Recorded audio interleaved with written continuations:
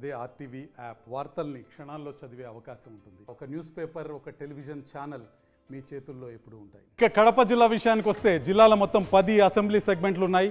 YS కుటుంబానికి పెట్టని కోటగా ఉన్న పులివెందుల నుంచి సీఎం జగన్ ఈసారి కూడా బరిలోకి దిగారు.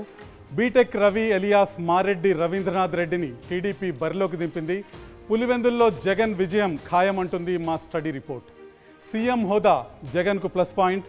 అయితే షర్మిల కడప ఎంపీగా బరిలోకి దిగటం మైనస్ పాయింట్గా మారింది.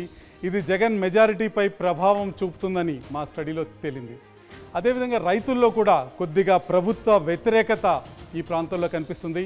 ఈ అంశాలు కొంత నెగటివ్ ప్రభావం చూపుతున్న జగన్ విజయాన్ని అడ్డుకునే పరిస్థితి మాత్రం కనిపించడం లేదు.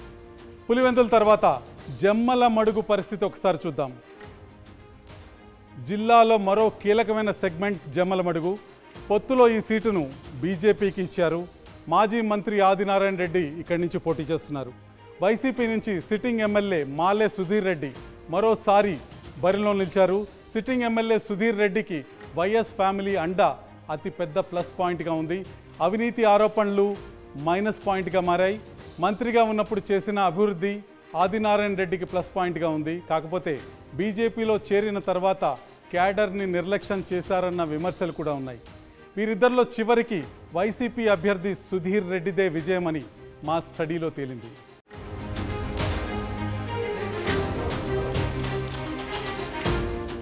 ఇక ప్రొద్దుటూరు విషయానికి వద్దాం. వైసీపీ అభ్యర్థిగా పోటీ చేస్తున్నారు రాచమల్లు శివప్రసాద్ రెడ్డి.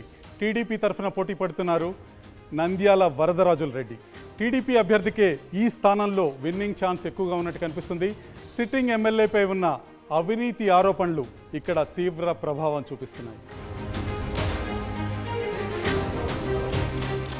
కడపలో 10 నియోజకవర్గాల్లో ఎవరు విజేతలో ఒకసారి చూసే ప్రయత్నం చేద్దాం. ఇక్కడ బద్వేల్ నియోజకవర్గాన్ని డాక్టర్ దాసరి సుధా వైసీపీ ఖాతాలో చేరుస్తున్నారు.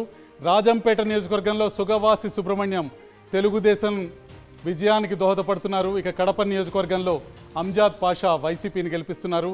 కె శ్రీనివాసులు రైల్వే కోడూరు నియోజకవర్గంలో వైసీపీ విజయానికి కారణమవుతున్నారు. ఇక రాయచోటి నియోజకవర్గంలో గడికోట శ్రీకాంత్ రెడ్డి వైసీపీ విజయానికి కారణభూతులవుతున్నారు. ఇక పులివెందుల్లో ముఖ్యమంత్రి వైఎస్ జగన్ విజయకేతనం ఎగరవేయబోతున్నారు. కమలాపురంలో రవీంద్రనాథ్ రెడ్డి వైసీపీకి విజయాన్ని చేకూర్చబోతున్నారు. జమ్మల మడుగులో మూలే సుధీర్ రెడ్డి వైసీపీకి విజయాన్ని ఇవ్వబోతున్నారు. ప్రొద్దుటూరులో వరదరాజుల రెడ్డి తెలుగుదేశానికి విజయాన్ని అందిస్తున్నారు. మైదుకూరులో పుట్టా సుధాకర్ యాదవ్ తెలుగుదేశానికి విజయాన్ని అందిస్తున్నారు. కడపలో ఉన్న 10 నియోజకవర్గాల్లో చూస్తే వైసీపీ 7 నియోజకవర్గాల్లో, తెలుగుదేశం 3 నియోజకవర్గాల్లో విజయం సాధించబోతున్న విషయం స్పష్టంగా కనిపిస్తుంది. గతంతో పోల్చుకుంటే 2019లో కడపలో ఒక్క స్థానంలో కూడా విజయం సాధించలేకపోయిన టీడీపీ ఇప్పుడు 3 స్థానాల్లో విజయం సాధించబోతుంది.